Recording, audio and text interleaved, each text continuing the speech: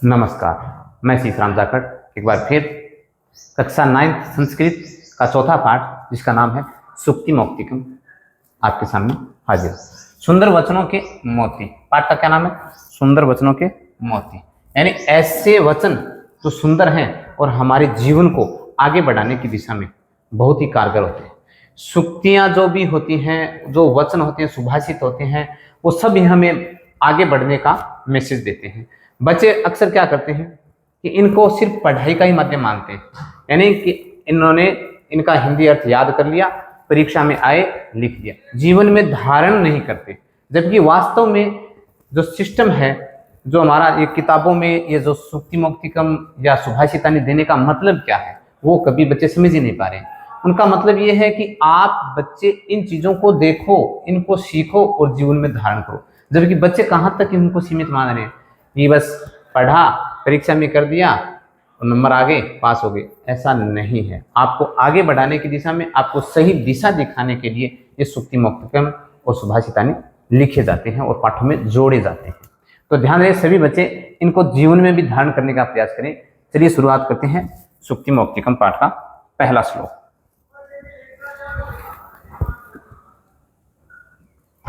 संस्कृत साहित्य के नीति ग्रंथों से संकलित जीवन मूल्य, यह पाठ नैतिक शिक्षाओं का एक अनूठा संग्रह है। ठीक है, इसमें विविध संस्कृत ग्रंथों से श्लोक संकलित किए गए हैं जो एक आदर्श जीवन का निर्माण करते हैं, हमें आदर्श तरीके से जीने का एक मंच देते हैं, हमें शिक्षा देते हैं। और इसमें जो जो श्लोक आए हैं, इनमें किन किन चीजों के बारे में बताया गया है, देखिए। सदाचार, आचरण की महिमा, यानी ये जो श्लोक है मनुस्मृति से लिया गया है, इसके बारे में हम पढ़ेंगे। प्रियवाणी, मधुर वचनों की आवश्यकता, चाणक्य नीति से लिया गया इसमें। परोपकार, सुभाषित रत्न भंडागारम से लिया गया है, परोपकार का कैसा स्वभाव होना चाहिए। गुणार्जन, गुणों को अर्जन करने के लिए मृच्छकटिकम से लिया गया है। एक मित्रता से संदर्भ में एक श्लोक आएगा जो नीति शतकम से लिया गया है, सज्जन और दुर्जन की मित्रता के संदर्भ में। और सत्संगति का प्रभाव हितोपदेश से लिया गया है। और किसी संगति हमें रखनी चाहिए जिससे हमें हमारे जीवन के मूल्यों को प्राप्त किया जा सके, ये हमें शिक्षा मिलती है। चलो अपन शुरुआत करते हैं प्रथम श्लोक से।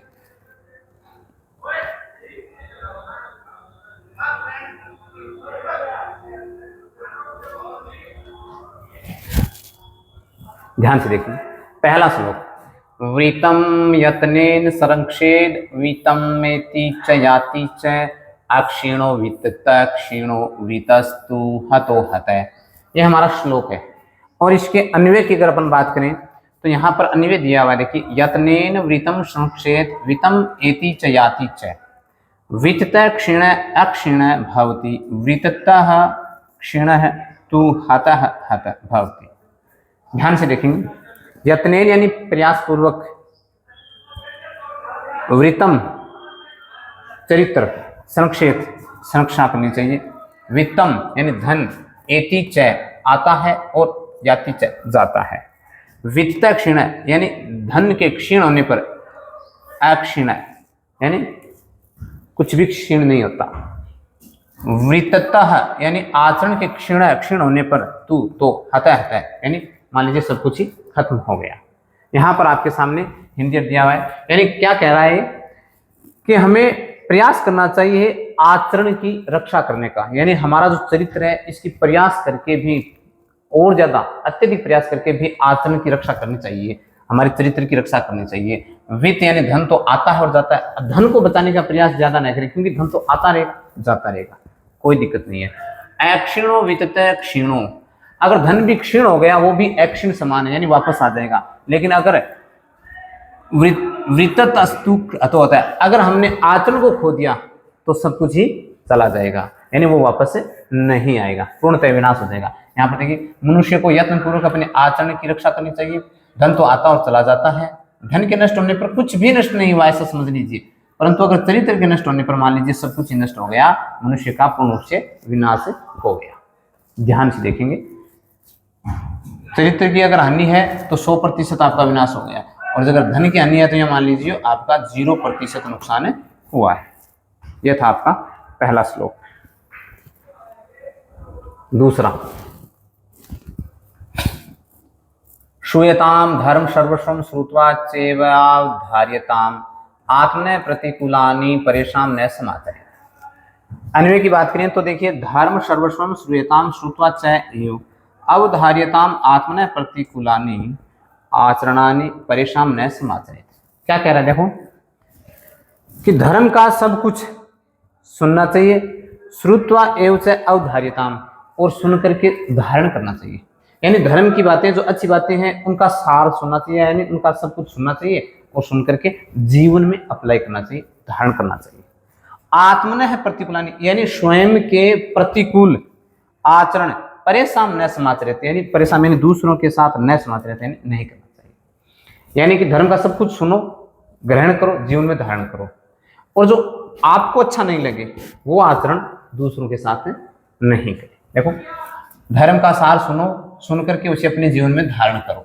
जो आचरण स्वयं को बुरा लगे या अच्छा नहीं लगे, वैसा आचरण दूसरों के साथ कभी भी मत करो। ये था आपका दूसरा श्लोक।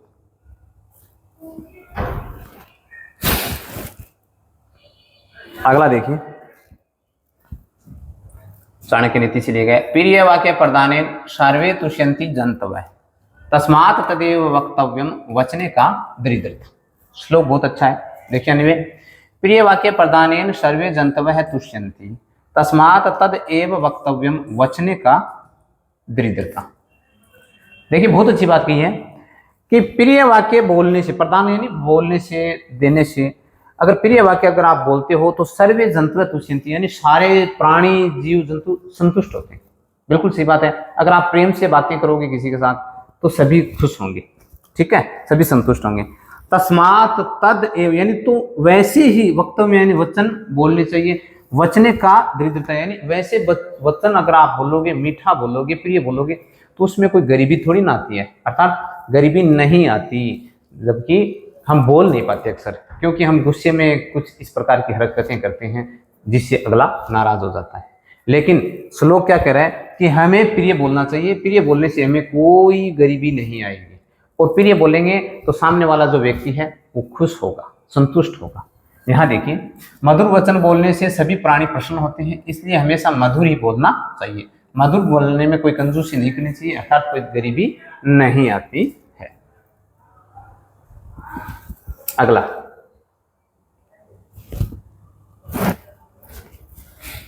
पिबन्ति नद्य स्वयमेव नाम्भ स्वयं न खादन्ति फलानि वृक्षाः नादन्ति शस्यम खलु वारी वाहा परोपकाराय सताम विभूतये। बहुत अच्छा श्लोक, बहुत बार लगभग हर क्लास में यह श्लोक तो आता ही है। अन्य देखिए, नद्य स्वयं एव अम्भ न पिबन्ति वृक्षा स्वयं फलानि न खादन्ति वारिवाह खलु शस्यम न अदन्ति शताम विभूतये परोपकाराय एवं भवन्ति। ध्यान से देखेंगे, नदियां स्वयं ही अपना अम्ब न पिबन्ति, अम्ब यानी होता है जल, नदियां स्वयं अपना जल नहीं पीती, ये तो आपको भी पता है, ठीक है। वृक्षाः स्वयं फलानि न खादन्ति, वो जो वृक्ष हैं वो स्वयं अपने फल नहीं खाते। वारिवाह खलु शस्यम न अदन्ति, वारिवाह यानी बादल, खलु निश्चित रूप से, सस्यम यानी धन अनाज को, न अदन्ति नहीं खाते, यानी बादल कभी भी अनाज जो हमारा जमीन पे उगता है बारिश की वजह से, बादल की वजह से, तो वो क्या अपने आप खाते हैं? नहीं खाते, यानी बादल भी निश्चित रूप से अनाज नहीं खाता। सताम विभूते परोपकाराय, सताम यानी सज्जनों की जो विभूति यानी संपत्तियां होती हैं वो परोपकार के लिए होती हैं, यानी कि वो उनको अपने खुद के स्वार्थ के लिए नहीं होती, दूसरों की भलाई के लिए ही उनकी संपत्तियां होती हैं, जो सज्जन पुरुष होते हैं। यहाँ पर इसमें क्या बताया गया, देखिए, नदियां अपना जल स्वयं नहीं पीती हैं, वृक्ष अपने फल स्वयं नहीं खाते हैं, बादल निश्चय ही फसलों को स्वयं नहीं खाते।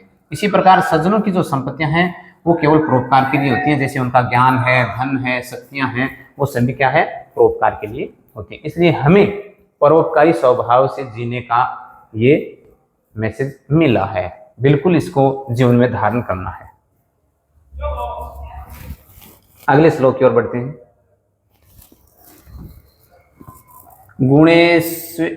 गुणेष्वेव ही कर्तव्य प्रयत्न है पुरुषै सदा गुणयुक्तो दरिद्रो अपि नैश्वरैर अगुणै समय। ठीक है, क्या कह रहे हैं देखिए, अन्वय के साथ चलते हैं। पुरुषै सदा गुणेषु एव ही प्रयत्न कर्तव्य गुण युक्त दरिद्र अपि अगुण ईश्वरी समय न भवति। ध्यान से देखेंगे इस श्लोक को, क्या कह रहा है कि पुरुष ही सदा गुणेषु एव ही प्रयत्न कर्तव्य, यानी कि पुरुष को, मनुष्य को हमेशा गुणों में ही प्रयत्न करना चाहिए, गुण ग्रहण करने का ही प्रयास करता रहना चाहिए। गुण युक्त यानी गुण युक्त जो व्यक्ति है वो दरिद्र अपि, दरिद्र होता हुआ भी अगुण यानी जिसके पास गुण नहीं है, ऐसे ईश्वर यानी धनवान व्यक्ति के समय यानी समान न भवति, समान नहीं होता, अर्थात समान बराबर नहीं होता, उससे भी वो नीचे होता है। कौन? जो धनवान व्यक्ति है वो किससे? इस जो गरीब है लेकिन जिसके पास गुण है उससे बहुत नीचे होता है, बराबर तो बहुत दूर की बात। यानी कि बात समझ में आई? क्या कह रहे हैं कि जो पुरुष गुणवान है वो वास्तव में धनवान है, ठीक है, दरिद्र है फिर भी वो मान लीजिए धनवान है। लेकिन अगर कोई अगुणी है जिसके पास गुण नहीं है, वो कितना ही धनवान क्यों ना हो, वो उस गुणवान व्यक्ति के बराबर नहीं आ सकता, अर्थात उससे नीचे ही रहेगा। ये देखिए, मनुष्यों को सदा गुणों को प्राप्त करने का ही प्रयत्न करना चाहिए, क्योंकि सद्गुणों से युक्त जो दरिद्र व्यक्ति यानी अच्छे गुणों से युक्त जो गरीब व्यक्ति है वो गुणहीन, जिसके पास गुण नहीं है, ऐसे धनवान व्यक्ति के समान नहीं होता। अर्थात समान कैसे होगा? नहीं हो सकता। अर्थात गुणवान जो दरिद्र व्यक्ति है वो गुणहीन अमीर से कहीं अधिक श्रेष्ठ होता है, ये ध्यान में रखें। अर्थात हमें यहाँ बताया गया है कि हमें गुणों को ग्रहण करना चाहिए, गुणों वाला ही आदमी धनवान माना जाता है, श्रेष्ठ माना जाता है। अगला देखिए,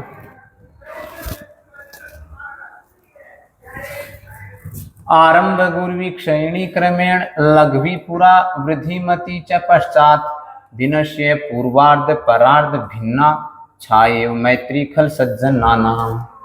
देखिए अन्वय के साथ चलते हैं। खल सज्जनानां मैत्री दिनस्य पूर्वार्ध परार्ध भिन्ना छाया इव भवति, ठीक है। खल खलानाम मैत्री पूरा आरंभ गुर्वी क्रमेण क्षयणी च सज्जनानां मैत्री लघवी पश्चात वृद्धिमती भवति। क्या कह रहा है? ध्यान से देखेंगे कि खल यानी दुर्जन और सज्जनों की मित्रता है वो दिन के पूर्वार्ध और परार्ध की छाया की तरह होती है।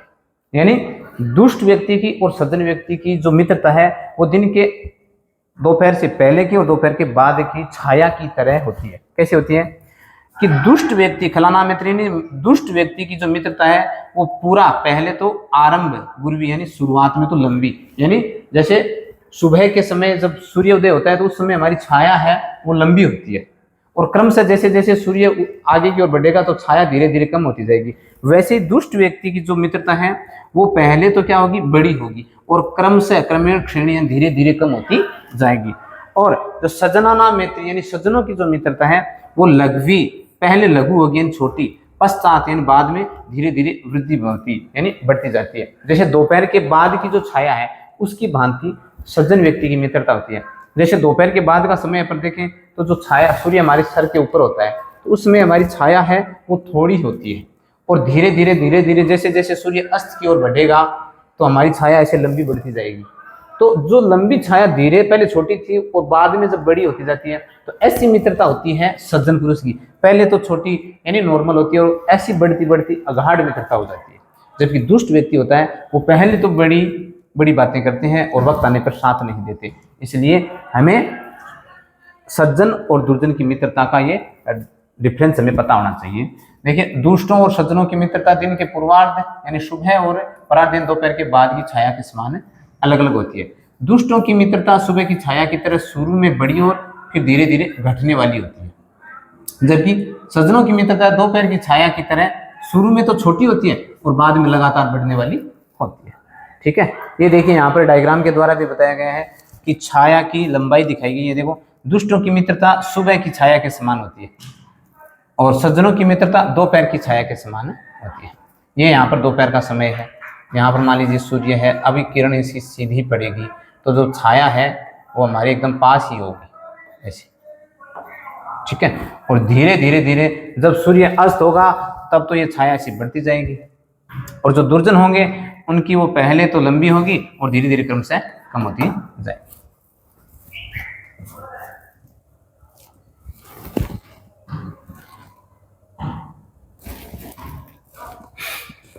अगला श्लोक, यत्रापि कुत्रापि गता भवेयुर्हंसा महिमंडल मंडनाय हानिस्तु तेषाम ही सरोवराणाम येषाम मरालय स विप्रयोग है।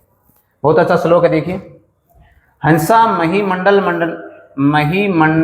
मंडनाय यत्रापि कुत्रापि गतः भवेयु हानि ही तु तेषाम सरोवराणाम ही भवति येषाम मरालय स विप्रयोग भवति। हंस हंस महिमंडल मंडनाय, यानी हंस जहाँ कहीं भी, यत्रापि कुत्रापि गता भवेयु, यानी हंस जहाँ कहीं भी जाएंगे वो वहाँ की जो धरती है, वहाँ का जो महिमा मंडल है वो बढ़ा देंगे, वहाँ की शोभा बढ़ा देंगे। ठीक है। हानि तु तेषाम, और हानि तो उन सरोवराणाम यानी उन तालाबों की होगी निश्चित रूप से। ये शाम मराले यानी जिनके साथ, मराले से विप्रयोग यानी जिनके साथ उनका वियोग हो गया हो, विछड़न हो गया हो, यानी जिनको वो छोड़ करके चले गए। यानी हंस जहाँ कहीं भी जाएंगे वो अपनी जो सुंदरता है उसकी वजह से पूरे तालाब को सुंदर बनाए रखते हैं, वहाँ का दृश्य अच्छा बनाए रखते हैं।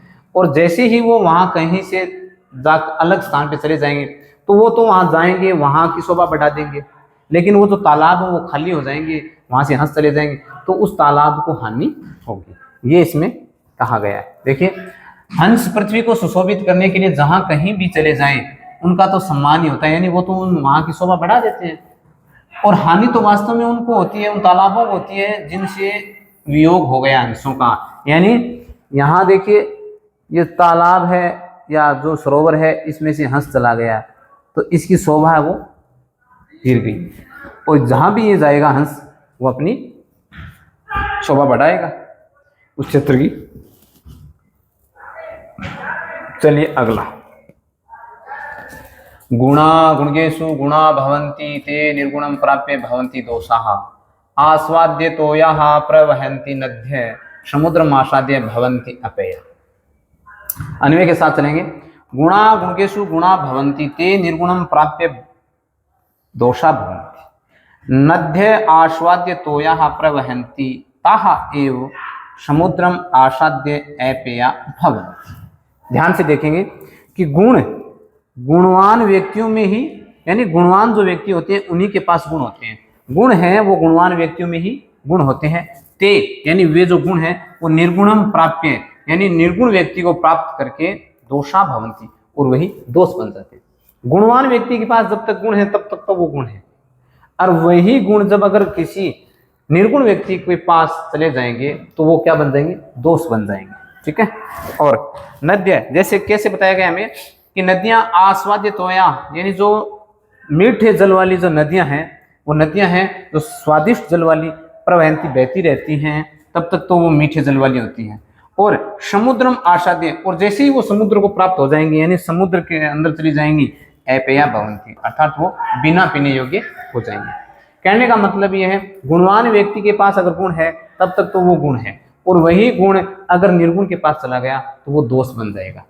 जैसे मीठे जल वाली नदी, जब तक पानी नदी में है बह रहा है तब तक तो वो पीने योग्य है, स्वादिष्ट है, लेकिन जैसे ही वो समुद्र में पहुंच जाएगा तो वो जो अस्तित्व अपना खो देगा और वो क्या बन जाएगा? खारा बन जाएगा, बिना पीने योग्य बन जाएगा। यहाँ देखिए, गुण जब तक गुणी व्यक्तियों के पास रहते हैं तब तक तो वो गुणी रहते हैं, परंतु वे जो गुण है वो गुणहीन यानी दुष्ट व्यक्ति को प्राप्त हो जाते हैं तब वो क्या बन जाते हैं? दोष। जैसे नदियां स्वादिष्ट जल वाली होकर बहती रहती हैं, परंतु जैसे ही समुद्र को प्राप्त हो जाती है, समुद्र में मिल जाती है, वो पीने योग्य नहीं रहती। ये है आपका श्लोक। जीवन के दो मार्ग यहाँ पर बताए गए हैं, एक तो सज्जन गुणवान और दुर्जन निर्गुण। दरिद्र होने पर भी आप श्रेष्ठ हो, धनवान होने पर भी महत्वहीन हो। क्यों? कि अगर आप निर्गुण हो तो कोई मतलब नहीं। मित्रता दोपहर की छाया के समान जो समय के साथ गहरी होती है, ये तो होती है सज्जन की, और मित्रता सुबह की छाया के समान जो तेजी से घटती है। अब अपन बात कर लेते हैं इसके अभ्यास प्रश्न कार्य की। चलिए अभ्यास प्रश्नों की तरफ चलते हैं।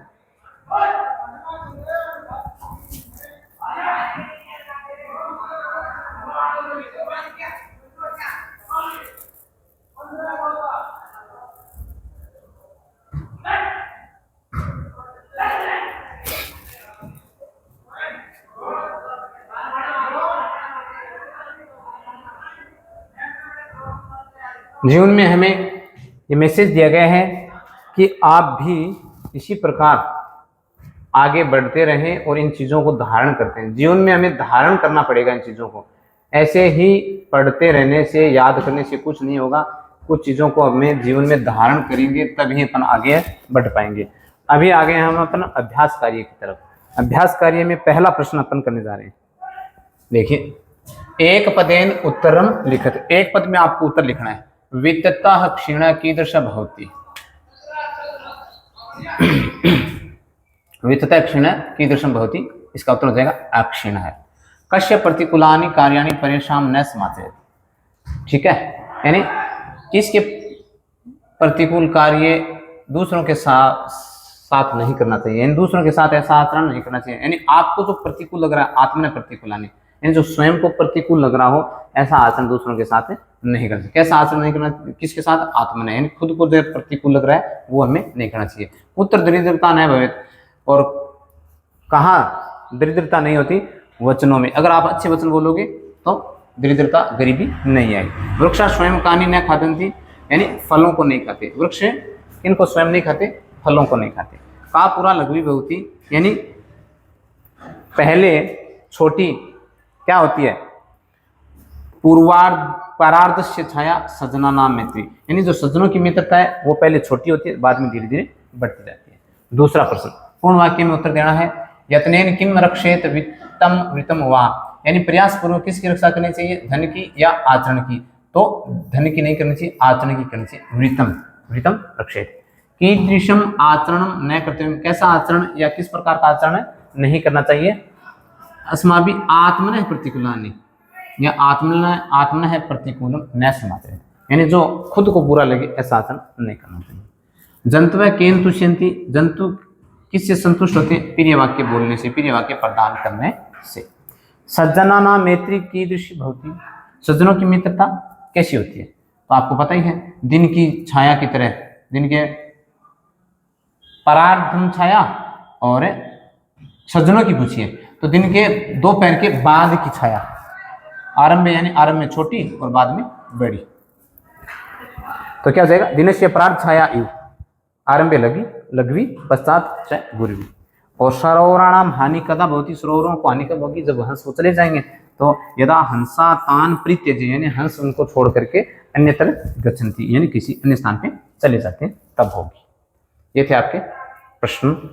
तो तीसरा प्रश्न आपके सामने आ रहा है। दो स्तंभ दिए हुए हैं, क और ख, विशेषण और विशेष्य।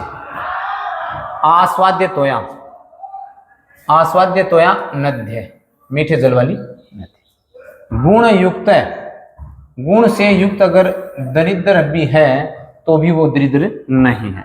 दिनस्य पूर्वार्ध भिन्ना खल्ला नाम मैत्री, यानी दिन के पूर्व की जो छाया है, दोपहर से पहले की, वैसी मित्रता किसकी होती है, दुष्ट की। और दिनस्य प्रार्थ भिन्ना, और दोपहर के बाद की जो छाया वो उसकी मित्रता सज्जना नाम मैत्री, ऐसी मित्रता होती है। अगला क्वेश्चन देखिए। श्लोकयो आस्यम लिखत।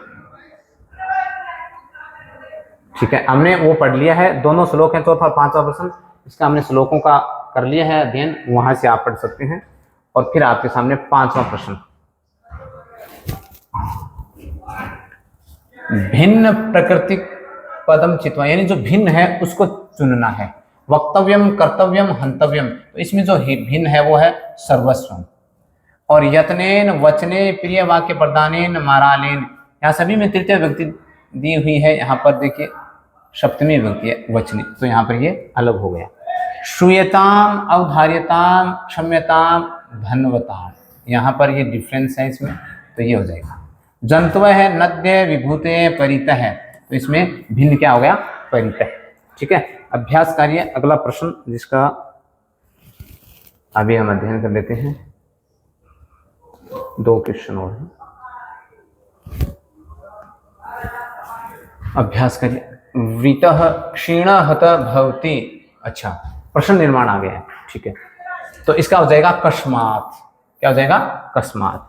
धर्म सर्वस्वम श्रुत्वा अवधारिताम, धर्म का सब कुछ सुनना चाहिए कम, इसमें हो जाएगा कम। किसका सुनना चाहिए, क्या सुनना चाहिए, कम। वृक्षाः फलम न खादन्ति, तो कौन नहीं खाते फल, के हो जाएगा। ठीक है। फलाना मेथी आरंभ गुरु में होती है, तो किन की मित्रता आरंभ में बड़ी होती है, के संग।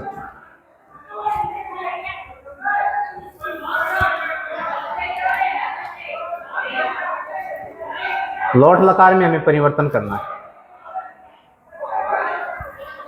अधोलिखितानि वाक्यानि लोट लकारी परिवर्तन, यानी लट लकार में हमें वाक्य दिए हुए हैं, उनको लोट लकार में बदलना है। जैसे स पाठम पठती, तो अगर इसको लोट लकार में बदलेंगे तो स पाठम पठतु हो जाएगा। ठीक है। और नद्य आस्वाद्य तोया संति, तो इसका लोट लकार में बदलेंगे नद्य आस्वाद्य तोया संतु, ये हो जाएगा। और स सदैव प्रिय वाक्यम वदति, तो हो जाएगा स सदैव प्रिय वाक्यम वदतु, यानी यहाँ पर आपको क्रिया पे ध्यान देना है। ठीक है। त्वम परेशान प्रतिकूलानि न समाचरसि, तो हो जाएगा समाचर, यानी त्वम परेशान प्रतिकूलानि न समाचर। और फिर ते वृतम यत्नेन संति, तो इसका हो जाएगा शिक्षन्तु, यानी लोट लकार में क्रिया को चेंज करना है। अहम परोपकाराय कार्यम करोमि, तो यहाँ पर क्या हो जाएगा करवाणी। ये था आपका अभ्यास प्रश्न कार्य। पाठ चौथा, जिसके सरल अर्थ भी हमने कर लिया है, अभ्यास कार्य भी कर लिया है। इसी प्रकार जाखड़ सर क्लासेज के साथ जुड़े रहें। धन्यवाद।